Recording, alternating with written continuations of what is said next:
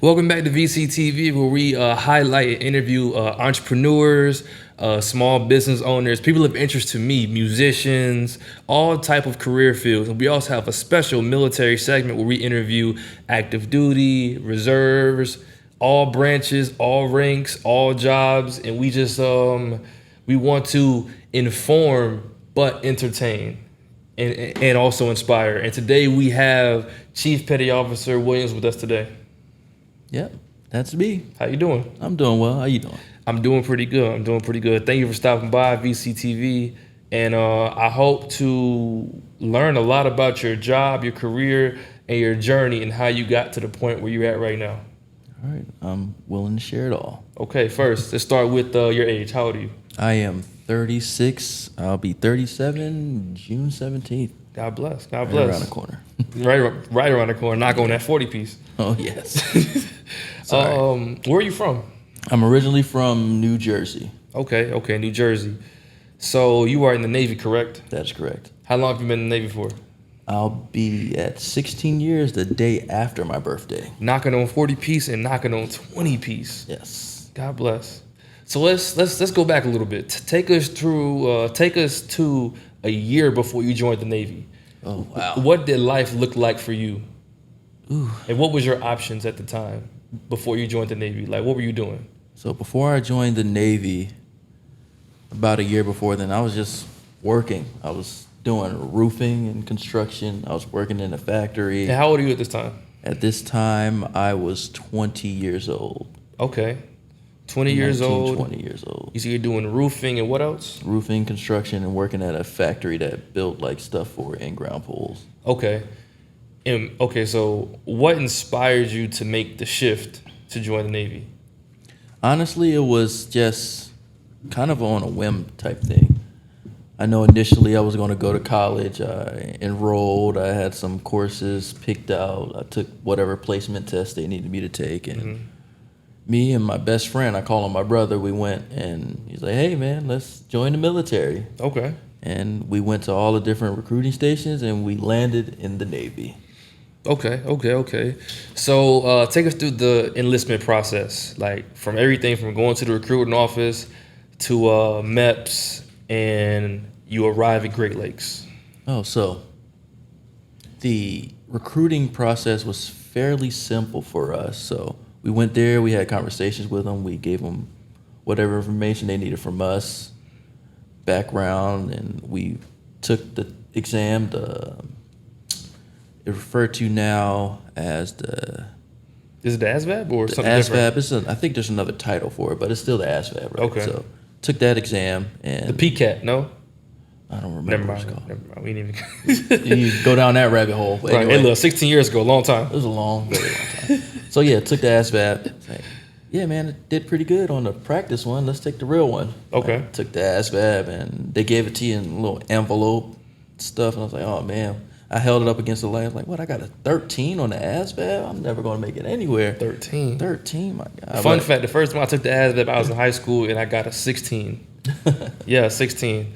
And that's why I went to college for a year and a half and then I ended up joining. But I scored a 16. If I would have scored what I needed to score, I would have joined straight out of high school, but I didn't. So yeah, I thought I had a 13, but no, I got a 73. It's just the way it was looking through the envelope. 73. Oh, yeah, it was a 73 on that. So I was able to do what I wanted to do in the Navy. And initially I was going to join the SWIC program. So What is that? It's Special Warfare Craft Crewmen. So Okay. it's kind of like not Navy SEALs, but they kind of work with them and train with them. So it's like, in my opinion, right beneath them. Okay. So that's what I signed up for. I went and I trained with the Navy SEALs. I think it was once or twice a week, swimming and running and all this stuff. And I thought I was ready to go. I was like, I could do pull-ups and stuff now. Right. So got back to the recruiting office. It was like, hey, MEPS, this delayed entry process, DEP, is going to be like over a year. If you want to leave earlier than that, you're going to have to change jobs. Like, all right, Okay. I'll volunteer for the submarine force just to get out there. He assured us, when you get to boot camp, you change your job back. All right, let's do that. Got to boot camp. all right, anybody want to change your job to do anything like this? I had my hand raised to the ceiling, and then he was like, oh, if you volunteer for submarine force, you can't change your job. So Dang. I got stuck. Got stuck.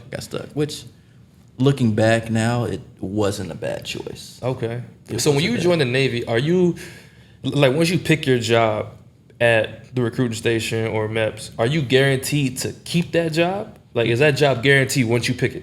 Not necessarily. So when I volunteered for a submarine force, it was like submarine electronics computer field. So there's 4 different rates that's inside of that. So you join under the assumption you're gonna get one of those 4. Depending on what you can do in boot camp, you may be able to change your job unless you volunteer for a specific type of service. So me, in my case, volunteer for submarines, I couldn't change my job. Okay. So after boot camp, we learn a lot of basic things. And boot camp for us is really just attention to detail. That's pretty much what they're trying to harp on us there. So after boot camp, go to school. And school, Well, first, what is your job? my job, I am a sonar technician on a submarine. Okay. In the STS. Army, we call our jobs MOSs. What do MOSs. they call them in the Navy? So they're called ratings. Ratings. Yes. Okay. And what's your rating like? Not symbol, but like, okay, so ammunition is 89 Bravo. What is For a sonar technician, Yeah. What submarine is is it? STS. STS. Yes. There's no alphabet after it. It's just STS. STS. There's no number. So it depends on what your rank is. So right now I'm at STSC because I'm a sonar technician submarines and I'm a chief. Okay. When I was a 3rd class, so E4, I was STS3. Okay. And it changes depending on what rank you are. Got you. All right, so take us through the school. So school. Where it's that was- located? The school is located in Groton, Connecticut, at the submarine base there. Okay. So I was there for about a year. It got basic enlisted submarine school, some electronics school for my specific field for the job that I'm actually been selected for. But even before that, out of the 4 rates that I mentioned before, I wanted to be something totally different. But Yeah. I got selected for this, so ended up being a sonar technician. So after about a year of schooling and hold or whatever, then you get sent to your first ship. And I was lucky enough to be able to get orders out here to Hawaii for my very first ship. Okay. Have you? So this is your second time being in Hawaii? Second time being in Hawaii. Okay. Let's take it back to your first time in Hawaii. Oh, yes. What is some of the pros and cons to leaving home and starting fresh somewhere? So let's start with the pros. Well, first, did you get here single? Like the Yes. first time? Yes. Okay, so the pros and cons to starting over somewhere fresh as a single man. The sky's the limit at that point, right? You're not really held down by a relationship when you first get out here. So you have the opportunity to go out and do different things with not having to worry about anything else along those lines. Right. So, yeah, you get to go out, you get to enjoy the island. The only thing that kind of hampers that is that your work schedule. It's, when I first got to the boat, it was a little hectic. Like we were coming out of the shipyard and we had to get out to sea and all that stuff. So we spent a lot of time out to sea when I first got here. So work hard and party hard, pretty much when we was in port. And Did you deal with any separation problems, like between like you and your family? me personally, not really. Okay. And that's probably just a product of my upbringing that made it easier for me to separate and do something Right. totally different. But I know there's been other guys that I serve with, they have had sometimes some issues with being separated from their family and just that little bit of separation anxiety, I guess is the word I'll use, that it does come around to some people. Okay. What are the duties and responsibilities as did you come in as an E1, E2, E3? That's E1. Okay, what are the job duties and responsibilities of an E1 sonar technician? So when you first get to the boat, they hand you a stack of qualification cards. Say, here, this is all the stuff that you have to do. Bam. All right, well, I got to balance getting qualified in submarines, getting qualified to stand watch, in port and out to sea, and get qualified to do maintenance. So these are things that is kind of thrown at you all at once. The only good thing about that, well, I wouldn't say the only good thing, but one good thing about that is that you do have mentorship. So you have somebody there that is your mentor, and they help show you what you need to do to accomplish this thing. And if you need any assistance, they will provide it for you, as well as the majority of the people that you're working with on the submarine. So when you first get there, your primary focus is qualifications, being able to do maintenance, and of course, cleaning. Okay, okay. Did you have good leadership when you first joined the Navy? Well, let's talk about that, I guess. So when I first joined the Navy, no. When I first got to the boat, Okay. no, I did not. And it wasn't just me from my perspective seeing a leader that was not good. It was also reinforced by other people acknowledging the fact that the leadership was lacking at that time. What made them lack? Like, what were they lacking in that made them bad leadership? They didn't provide direction with a end goal in mind. So they didn't say, hey, this needs to be done. This is what we need to do. This is how we do it. And this is what we're working towards. None of that was existent. As well as he didn't have the mindset of taking care of people. Okay. And that was apparent. So those two things, I believe, are important in leadership. Yeah, taking care of people is like the basis of, especially in the military. Oh, absolutely. You know, leadership. You know, like I know all too well. You know, you get these new soldiers that come on, you know, into the job, and your job is really to take care of them and like teach them and groom them and Absolutely. really damn near hold their hand. At some points, but it's all part of the job. And a lot of people just don't. They just show up to work. They copy and paste what's got to get done for the day, and they say make it happen. But they not worried about if your medical stuff is good or if your pay is straight. Yeah. You know, are you working toward getting advanced in the ranks? Like, what are you doing? Are you going to school? You know, they don't care about none of that sometimes, Yeah. but some do. It's like there's good leaders, bad leaders.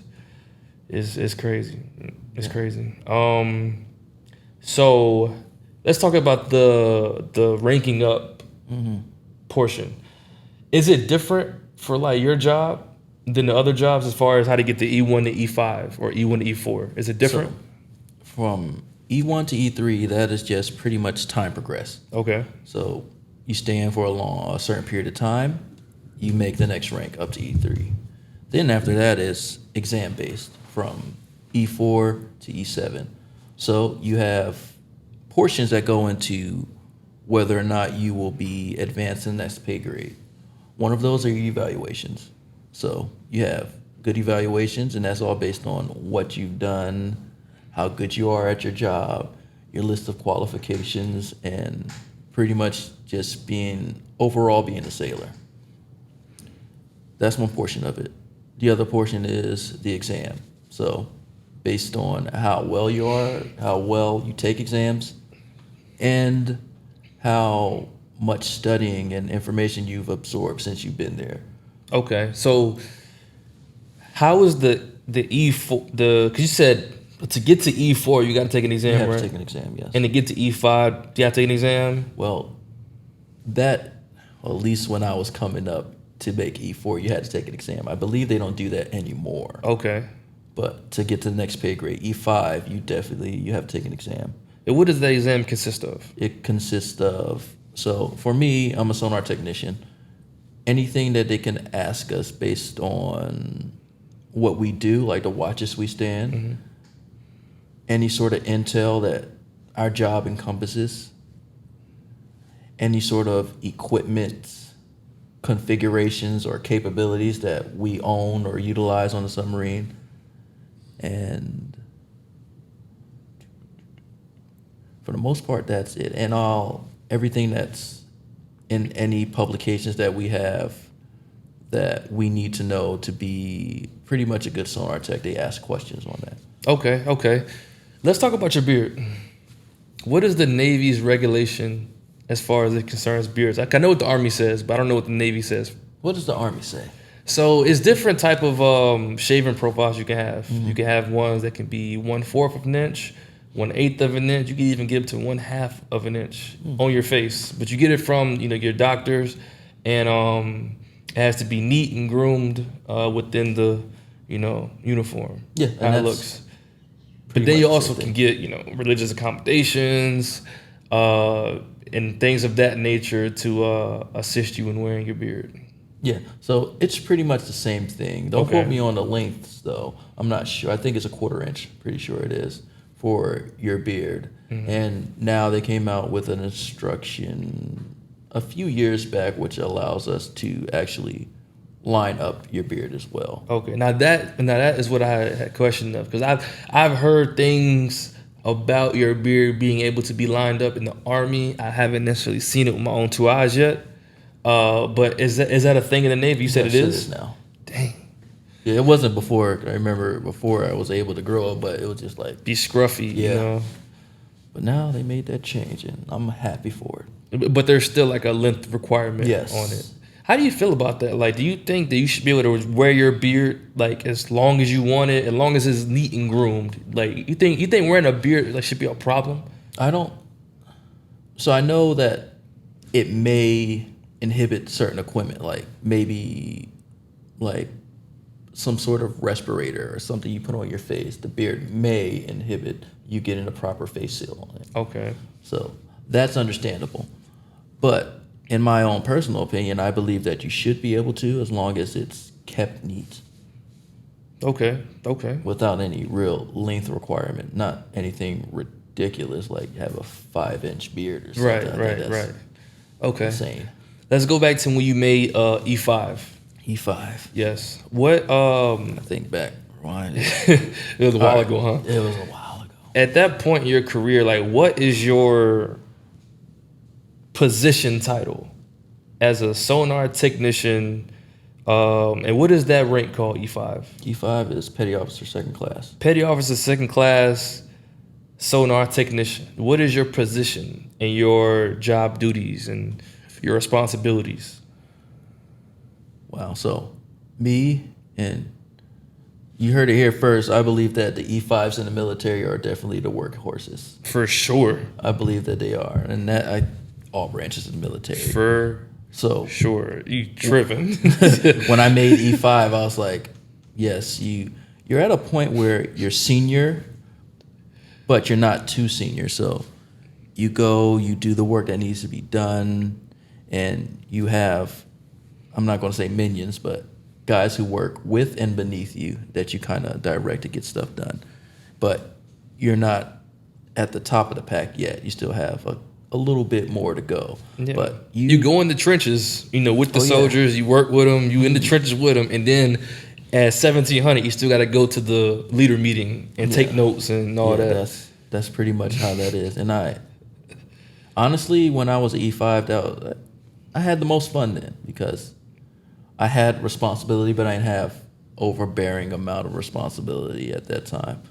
So yeah, E5's where it's at. Okay, question. Is it well, let's get into your job though. Like the sonar technician.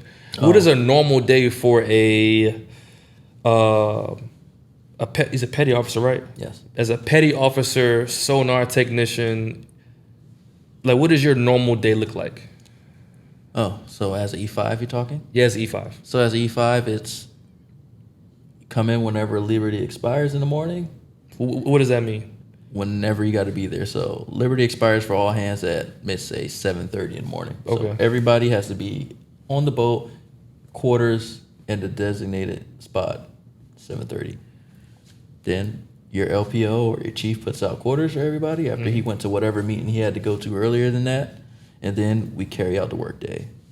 So as E5, that usually consists of doing maintenance or just doing whatever evolution that we need to accomplish for the day. Okay. Also, on top of that, if you want to advance yourself with qualifications, you're working on that as well. And you're providing mentorship to junior sailors. And that's pretty much it is what it is for a day, Okay. and that's for the import. When we're out to sea, it's a little different. So we have 3 watch sections. We wake up before we have our watch, go eat, shower, all that stuff. You go take the watch. You stay and watch for however long you need to stay and watch, for however many hours it's going to be.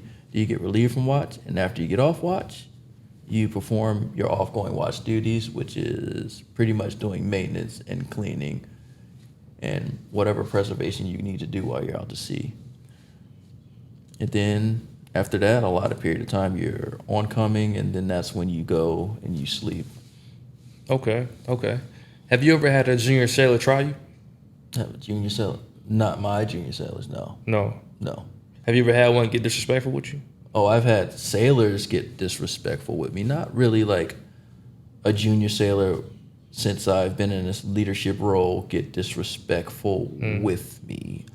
And I've heard them get disrespectful before, but that's one thing I just don't tolerate, because I'm gonna respect you regardless. I don't Right. care what rank you are. I'm gonna give you the respect that you deserve. Right. So don't come to anyone else, whether they're more junior or senior to you, and disrespectful.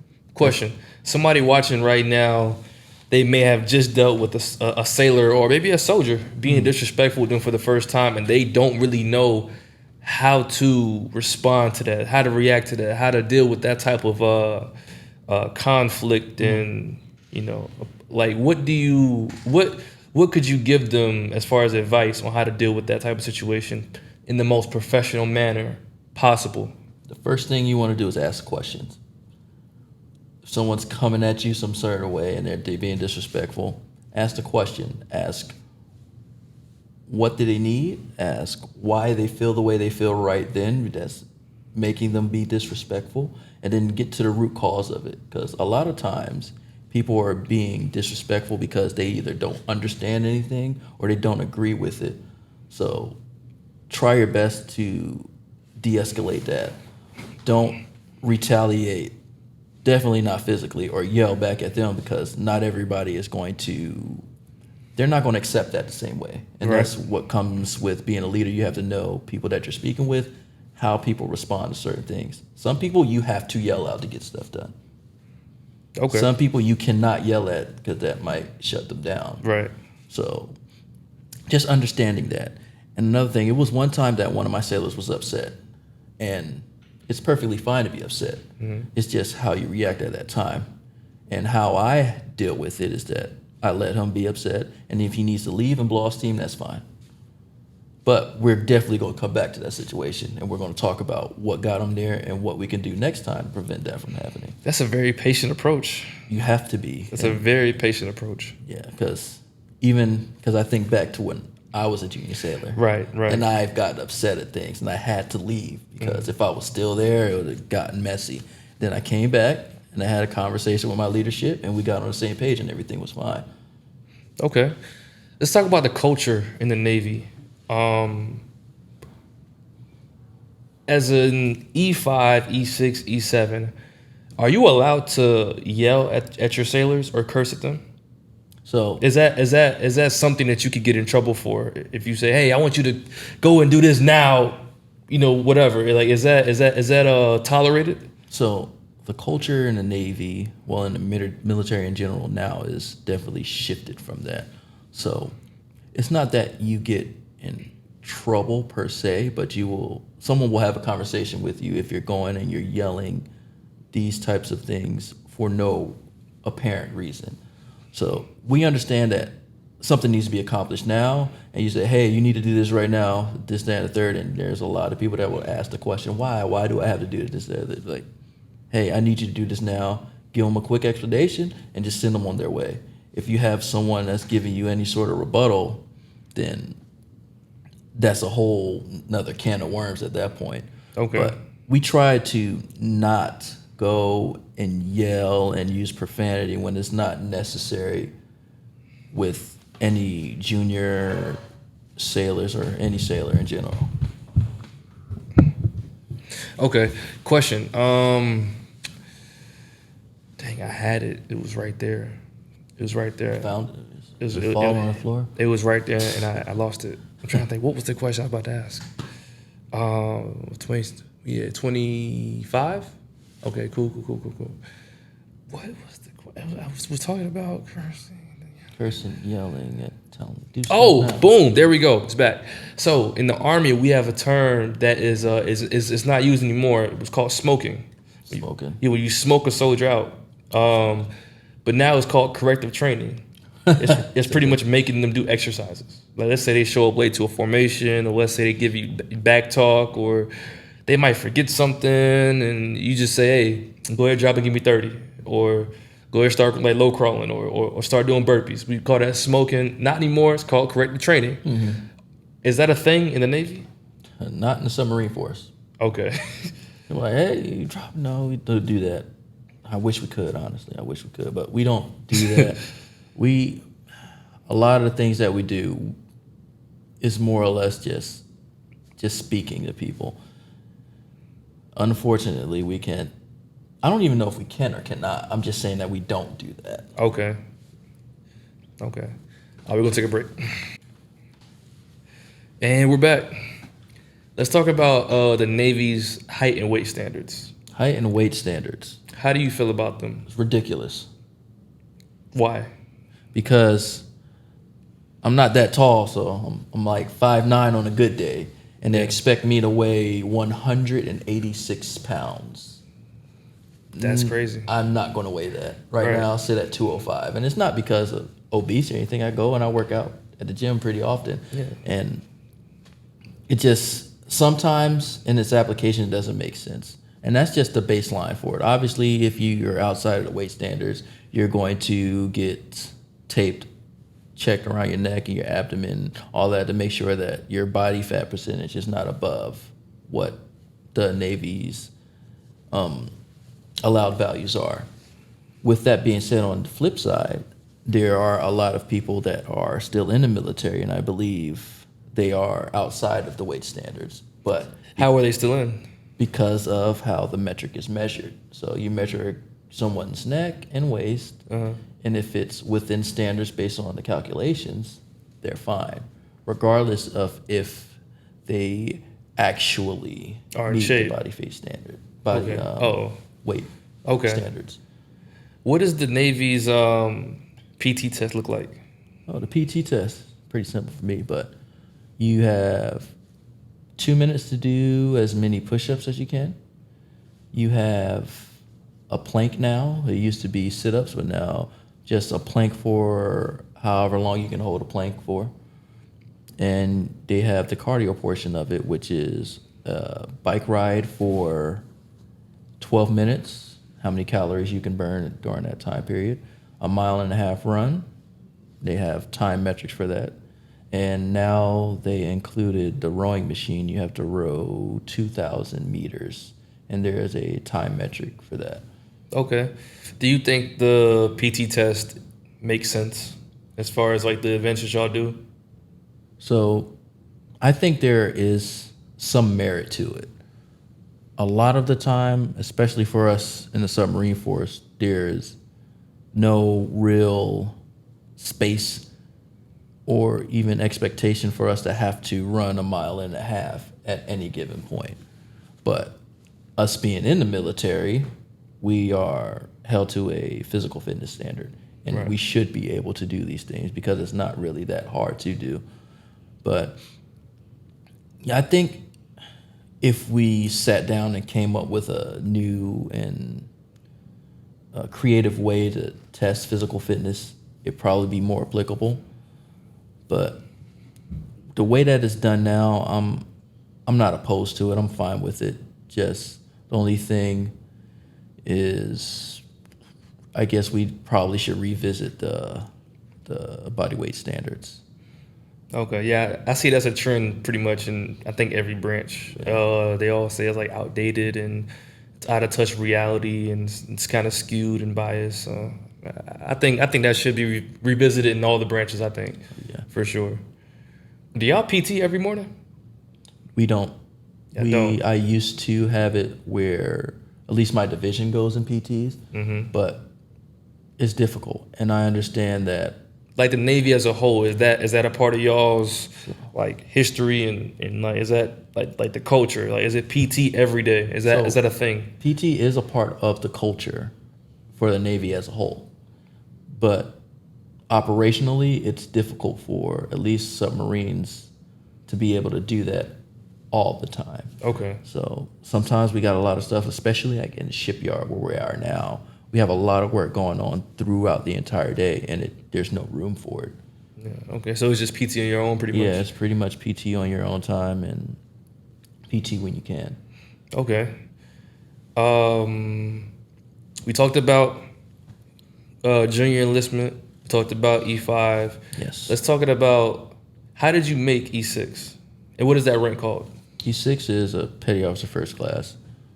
So how did I make E6? How did you make E6? I'm talking about the process of becoming eligible and then actually capturing the rank. Like, what did you have to accomplish and meet the requirements to get that rank? So for us, we have to be qualified.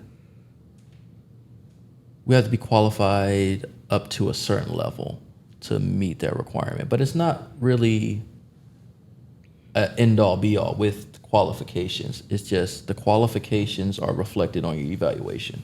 Okay. So the more that you're qualified and how, I guess, useful you are for the department, division, or cadre that you're part of will make you more competitive to get better evaluations. Is there a point system? There is a point system. Okay. And like the points change every month, I'm assuming? No, not for evals. So for evaluations, the points are pretty standard, but you get a different amount of points based on where you are during that evaluation cycle. So, okay, so I think what I'm asking is, so, okay, I'm related to the Army. The Army, you have to make E6, you have to pass a board, and then you then have to meet a certain point cutoff score that's set by MOS. So for 89 Bravos, I'd have to go to the board, pass the board, and then I have to meet a cutoff, let's say, of like 402 points. And those 402 points are comprised of my weapons, my PT, my schools I went to, college, things of that nature. It all computes into a point that I have. I could have 300 points right now. And to make E6, I got to get to 402. So I gotta find things to do to add to my points.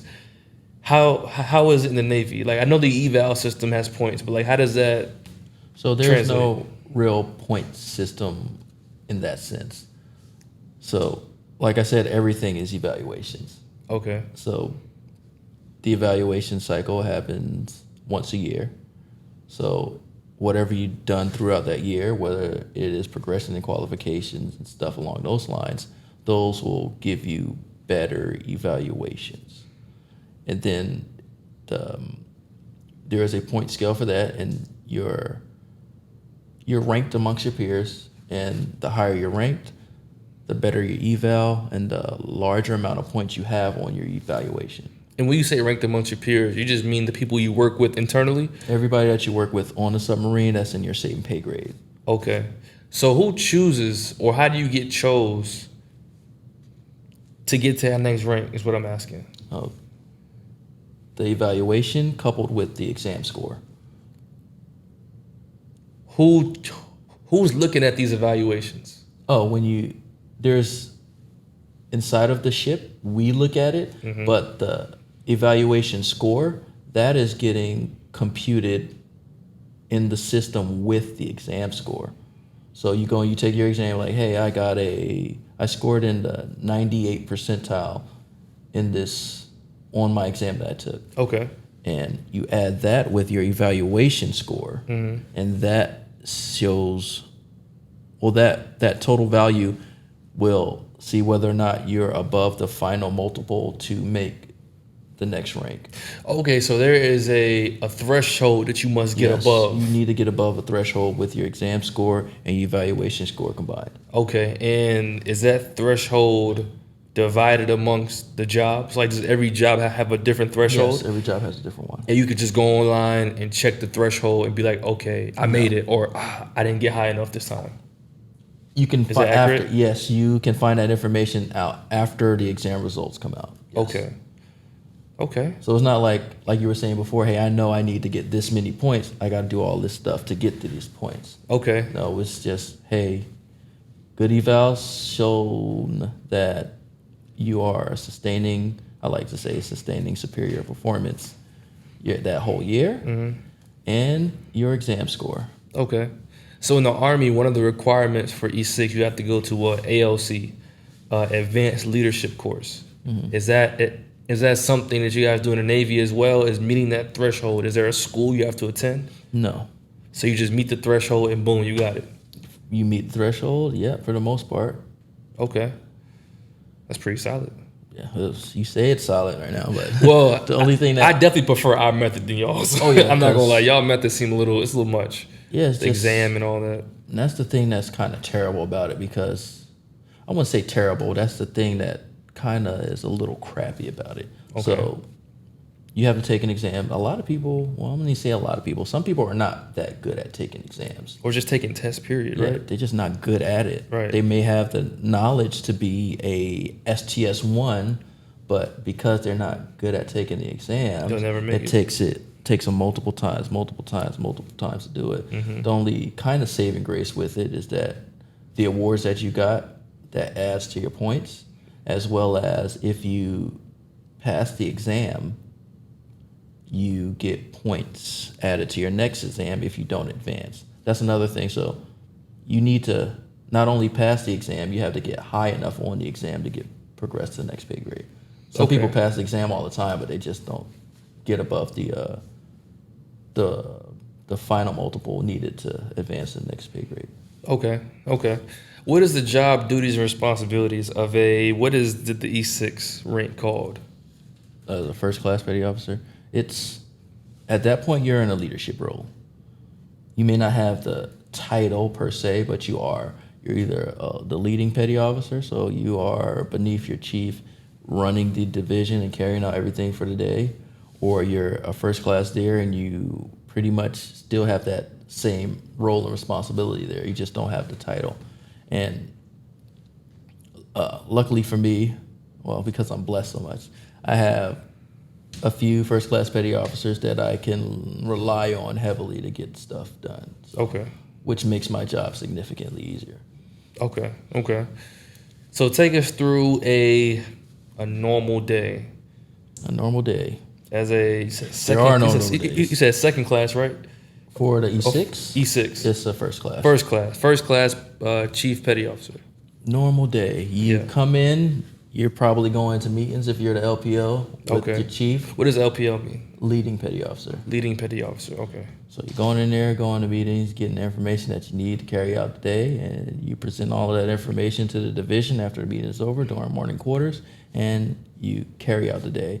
And the guys who are carrying out the day, they come back throughout the day and give you updates on whatever statuses that they have or whatever tasking you've given them, and you just make sure everything goes smoothly. And also, at least for my division, they are the ones in charge of Liberty. So once everything is accomplished for the day, he can decide whether or not they need to stay there, work on quals, or they are done for the day and they report when Liberty expires the next day. Okay. Random question. At what rank is the Navy? At what rank in the Navy are you allowed to move out the barracks? So the minimum rank to move out of the barracks in the Navy is an E4. And that's only providing that, and this is if you're single, that's only providing that the barracks is at a certain capacity and you're above 4 years. Okay. So E4 over 4 years, you have the capability of moving out if the barracks is at a higher enough occupancy. Okay. How do you feel about the barracks? Like, as far as, like, do you think soldiers should just be able to just live wherever they want to live, or do you think they should stay in the barracks until you're at E4, meet that 4-year requirement? For me, I think they should stay in the barracks for a period of time. And it's mainly because a lot of guys, they come in, they haven't had any experience living alone out in town yet. Some of them may not have reliable or permanent transportation to move out in town or have the finances to do so. So it's kind of like you can lean either way with that one. It just depends on the person, really. But I think as a whole, to make sure everything is done properly and carried out right, that it's a good idea to have guys staying in the barracks until they are really ready to move out. They have some experience. Like, you come and you join the military, it's your first time being away from home and you're 18 years old, you may not have all the tools or experiences to set you up for success living out in town. So that 4 years, you get a little bit more mature, you have someone tell you what you need to do or kind of train you in the ways to go and set you up hopefully for success to move out when that time comes. Okay. Somebody watching right now, they're saying, oh man, E7, 16 years. How do I get to that? So what are two keys to success that have helped you sustain and continue to progress in your career? One thing that I did learn from one of the chiefs that I have had is two things you'll learn from people: how to be and how not to be. And it's up to you to decide what you're going to do with that information. So for me is take care of people. You take care of people, they're going to take care of you. Another thing is never forget where you came from. Because there's always going to be someone more junior than you and more senior than you, but in this case, more junior than you that is going to need some of that help. They're going to come talk to you from a standpoint of where you were, and don't forget that at one point in your naval career, you was that person. So don't blow them off or just like, hey man, I don't care what you got to say. Take time for people. Take care of people. Okay. If there was one thing that you would change about the Navy, maybe two things. What would it be? Two things you would change about the Navy. What would it be? It could be anything from a regulation to a structural part. It could be anything. Two things. Two things I would change. Change or get rid of. Or get rid of. Like, I noticed a few. One thing I would change is this whole beard thing. I think everybody could grow a beard. It doesn't matter. I think everybody should be able to grow a beard. It's definitely an outdated way of thinking, I think. Because at one point we were able to grow beards and then they got rid of that and it hasn't come back yet. I think everybody should be able to grow a beard if you can grow a beard. Right. Oh man, another thing is that it has to go with advancement. If I could change stuff, it's having boards similar to how the Army does. Okay. Because in reality, the way that we do stuff, someone could look perfect on paper.